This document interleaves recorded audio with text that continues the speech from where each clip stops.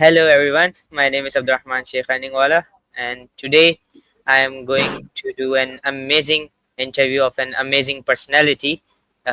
His name is Arto, and let's welcome him. And let's start our interview. So, hello sir, how are you? I hope that you are fine. So, can you introduce yourself a little bit? Hi, Rahman. Thank you so much for your invitation here. My name is Arto. I live here in Sweden, in a small municipality north of Stockholm, together with my wife. And in my profession, first of all, I'm a founder of InnovArto coaching, and I work as a social guide as well for the city of Stockholm, where I help refugees and newcomers into the society.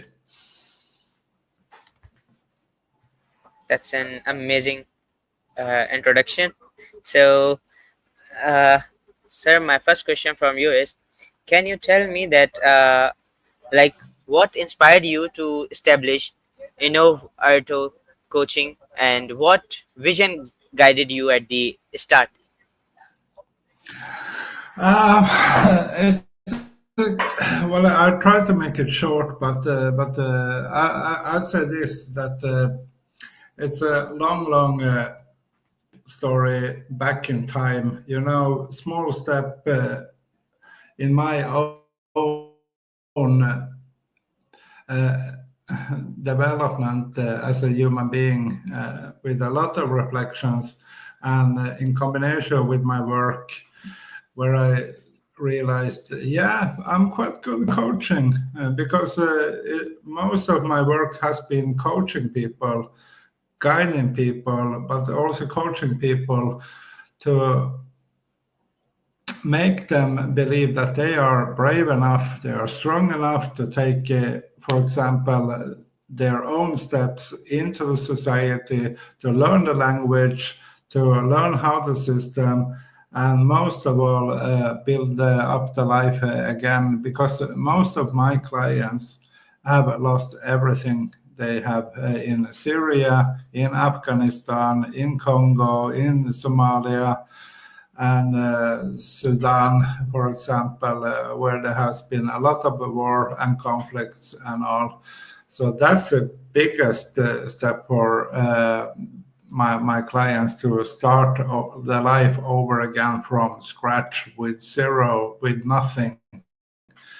Because all they had, as I said, they had lost everything there. But so I got my inspiration from there. A big part of the inspiration from there, and I also got the inspiration from when I get connected with something called Openlab. It's an innovation hub for who cooperates with the city of Stockholm, the region of Stockholm, and the Stockholm University, and other academies. And I got to is working how the design thinking as a method, and I adopt that method into my work, and I thinking in design thinking and coaching. So that inspired me as well to start. Why not starting my own coaching business, with coaching, with design thinking, and help people to find the innovative ways and open the doors they haven't seen yet. And the thing is that I love to co-create. That's the best way I found to co-create with my clients. So what can we do together? So I don't have clear solutions. I have some guidance, of course. I can give suggestions, but the most important thing is to co-create together. So that inspired me, And yeah, finally, we make the InnovArto coaching with innovation and coaching, and also coaching in life coaching, innovation, and relationship. Yes. Uh, amazing, amazing journey, sir. So my next question from you is, how do you balance personal well-being with such a demanding professional journey? Uh, balance. Yeah, I have to be quite disciplined to schedule up my days, of course, and because I have to. Sorry, I have to make this computer live so I don't lose battery. No problem. But the balance, yeah, balance. Taking care of myself. That's the first thing. So I can make my 10,000 steps every day. I have time for reflection and meditation, and that's very important. So I have scheduled up everything: my work time and my me time. So I'm being disciplined with that. Right, sir. Okay, so my next question from you is, what role does family or close community play in your motivation and resilience? Could you repeat that question again, please? Right, sir. My question is, what role does family or close community play in your motivation and resilience? Motivation and resilience.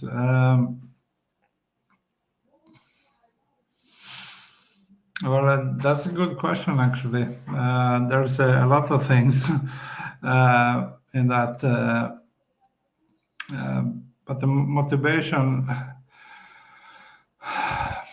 and resilience from you mean from me? Yeah. Yeah, Um, yeah, for me, motivation and resilience. Well,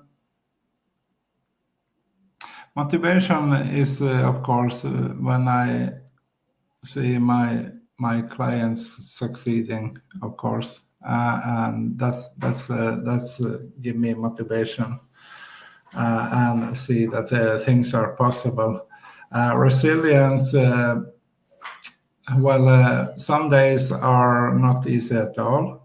For example, some days can be tough, but if I remember those moments again where that were less tough, less, I get motivation from that. okay, so my next question from you is, what's a personal habit or daily rituals that keep you grounded?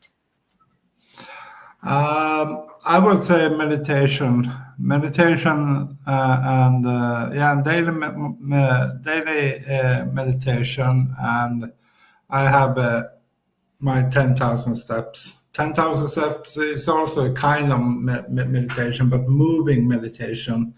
I get a good condition, and I got time to meditate, and I have my AirPods in, and I listen to meditative, like I would say subliminal messages.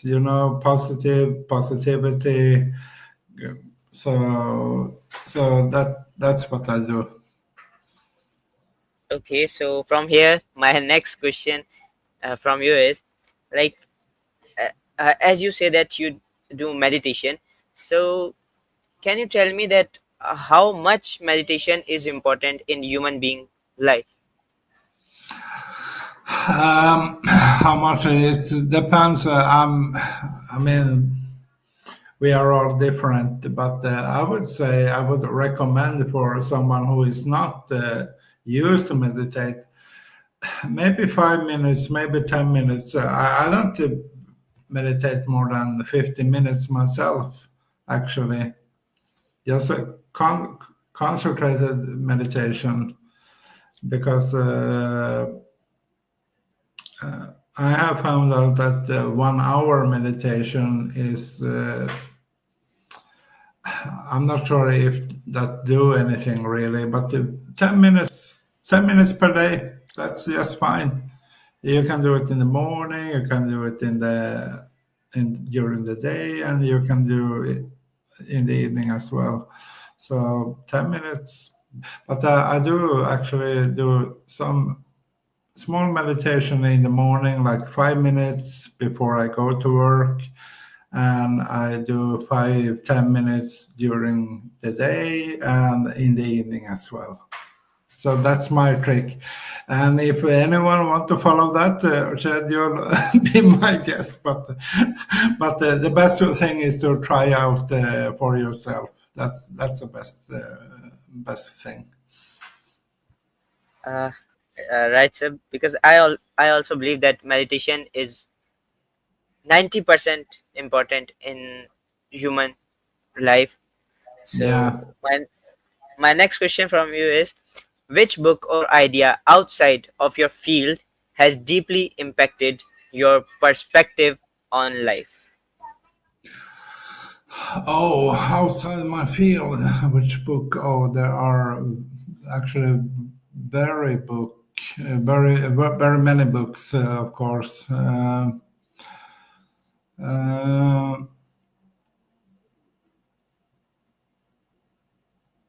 at the moment, as I can remember,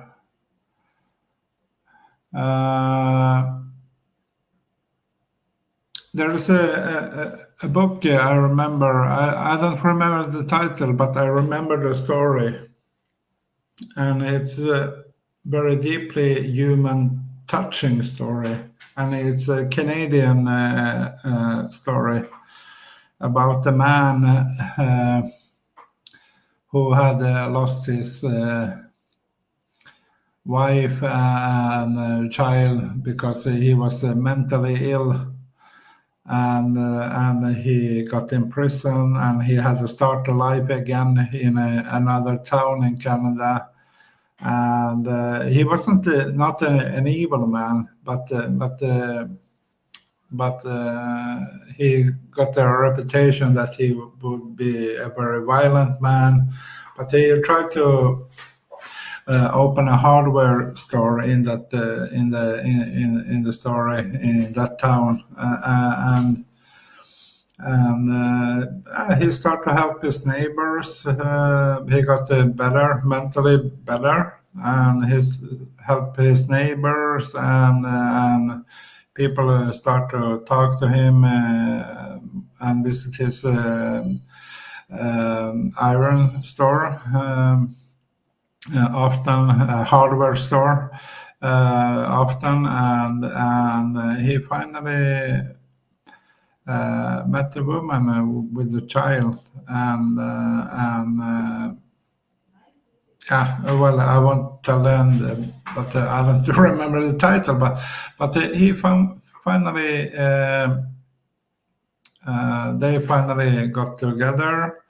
And he realized that he had done a lot of mistakes, and he made a call to that former, his ex-wife, and told that he was sorry for everything he did in the past. So, and that was a very touching story because it was so human. I think many people can relate that somehow in one way or another. So, and in my profession, I'm dealing with humans, you know. Right. Yeah. So my next question from you is, what philosophy drives your coaching methodology at InnovArto? I would say there is a phrase that is I have still, and when I started before InnovArto, when I started with my work for city of Stockholm as a social guide and coach and motivational interviewing for the city of Stockholm. I reflected for a long, long time, actually, what's my purpose here, and how can I find my deeper meaning, and what is my deeper meaning to be here. And I would say I finally found, and it was a phrase, that everything I do, when I'm meeting my clients, when I'm helping someone, supporting someone, my philosophy is just in this phrase: to make the world a little bit better than yesterday. Because if I, when I see that someone got help from me and it works out very well, and I see the person shines up, then I feel that I have done something good for that person. And my hope is that the good energy, the good vibe spreads to other people. And I found out that the smallest actions, like say hi to someone, or open the door to someone, or uh, uh, go to a client when we have our open.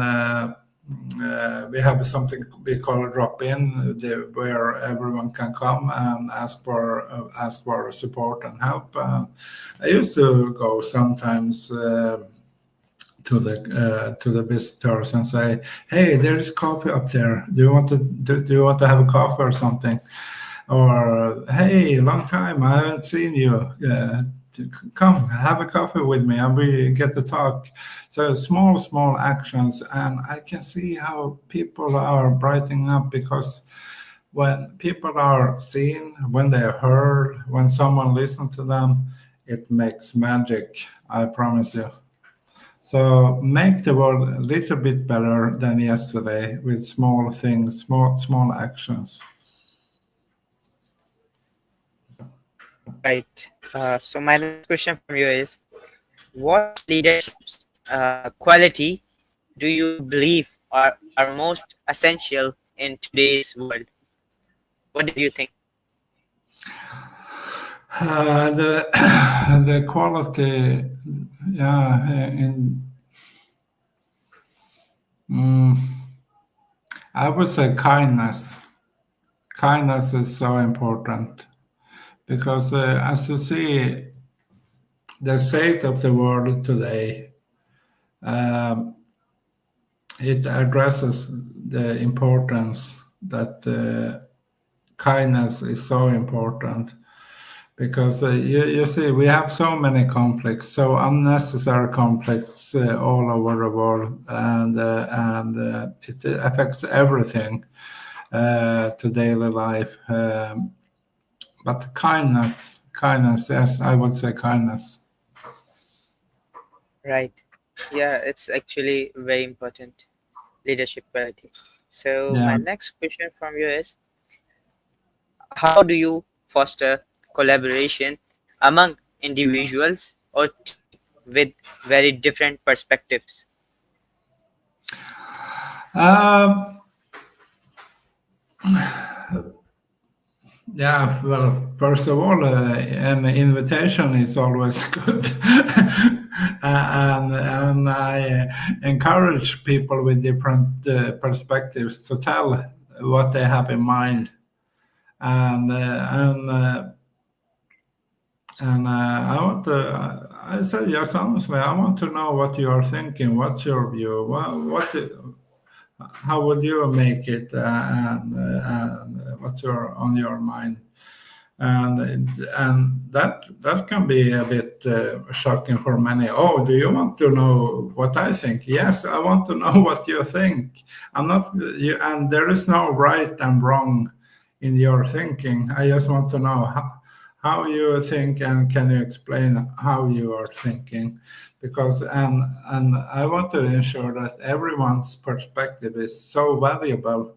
There is no right and wrong. really. It's just different perspectives that are valuable, and that puts value in the collaboration.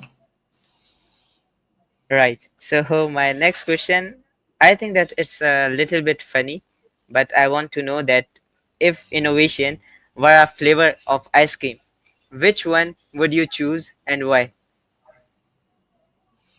If innovation would be an ice cream, Yeah, oh, I would say I I like strawberry.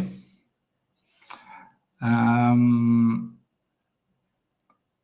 Strawberry vanilla with a hint of licorice. that's amazing. Yeah. Yeah. So my next question from you is, which global issues do you feel innovation in coaching could directly address? Most of all, I think a lot of, as I see it, most of it, uh, authorities all over the world could, for example, and hopefully build stronger and better relationships with the citizens, because the authorities have the problem that they are so here while the citizens are down here. But we have to think that we are. I work for city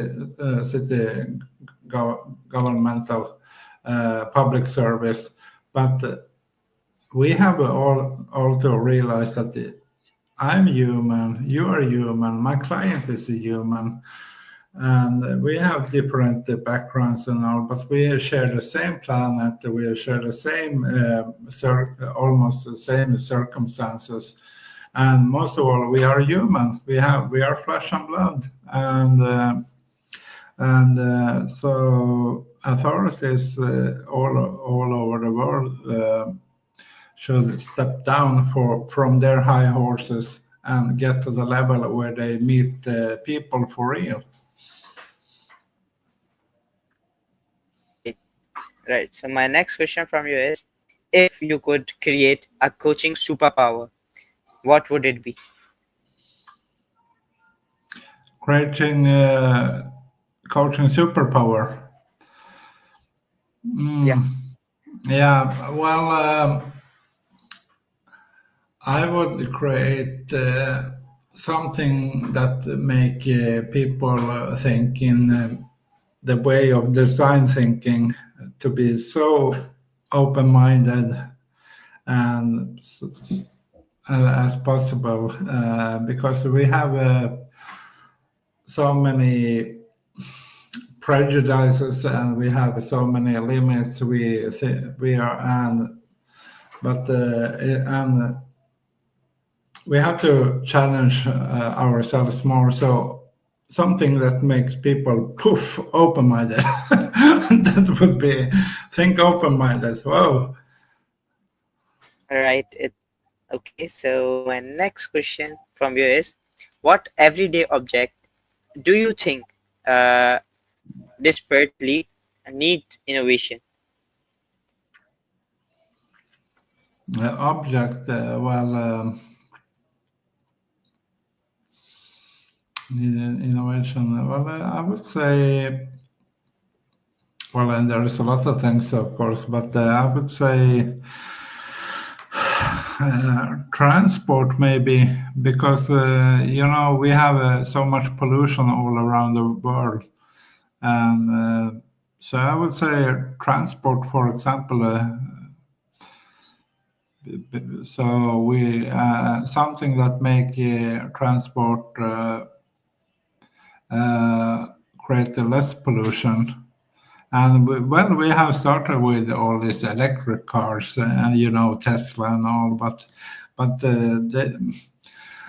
and I can see that some trains are trying to drive with electricity or biogas or whatever. But we need more of that, I think. And of course, factories all around the world are. So we have to try to be more innovative there. What can we do? Uh, that's an that's a great advice. So my next question from you is, what's the most creative or quickly metaphor you have ever used in coaching? Metaphor.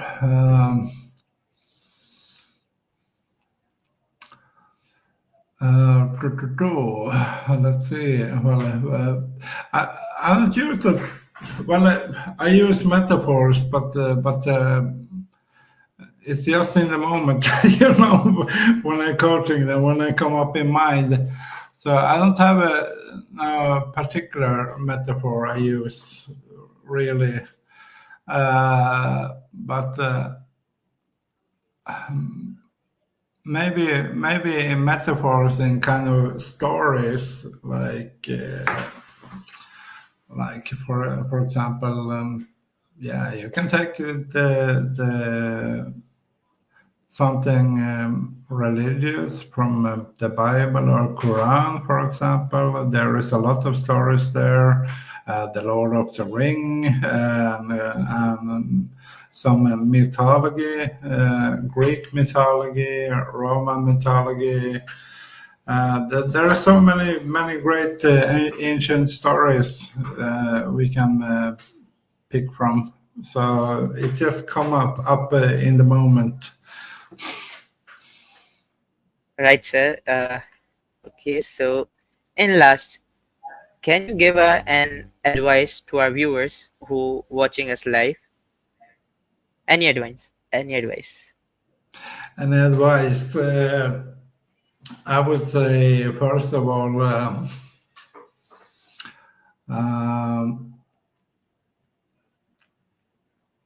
I would say, I think it comes from I read somewhere,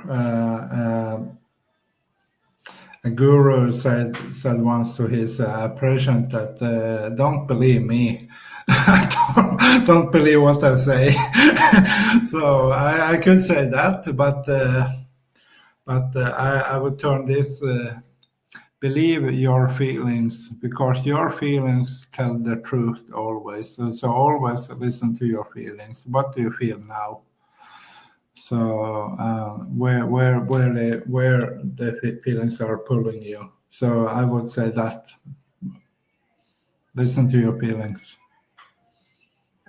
All right. So thank you very much, sir, for giving me your precious time.